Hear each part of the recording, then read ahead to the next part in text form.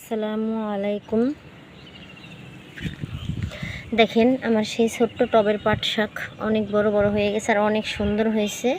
এখন আমি এগুলো সব উঠাইয়া ফেলবো, আজকে রান্না করব উঠাইয়া।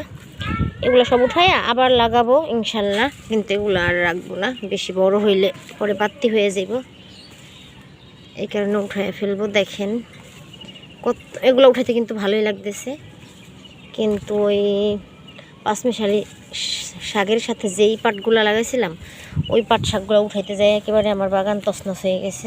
মানে উঠাইতে খুবই কষ্ট হয়েছে, একটা টান দিলে একসাথে অনেকগুলো উঠে আসে। আমি তো সব উঠাবো না, আমি হলো বড় বড়টা বাইসা উঠাইতে গেছিলাম, এই বাইসা উঠাইতে যাই আর কি পাট সবই হয়ে গেছে। আবার পরে দাঁড়ায় যাইব, আর ওই শাকও নষ্ট হয়ে গেছে উঠাইতে যাই পাঁচমিশালি শাক। দেখেন এই যে এগুলো উঠাইছি কিন্তু ওখান থেকে বাগান থেকে, আর এখান থেকে উঠাইলাম।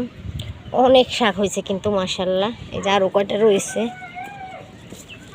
ওখান থেকেও কয়টা উঠাইছি পাট শাক, ওই পাঁচমিশালি শাকের বাগানের ওখান থেকে। আর এখানটা সব উঠাইয়া নিলাম যেহেতু এটা টপ।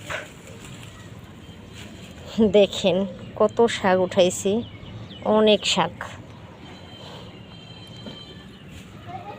মাশাল্লাহ। দেখেন আজকে ছাদের থেকে পাট শাক উঠাইলাম অনেক, এখন বাঁচতে হইব সব।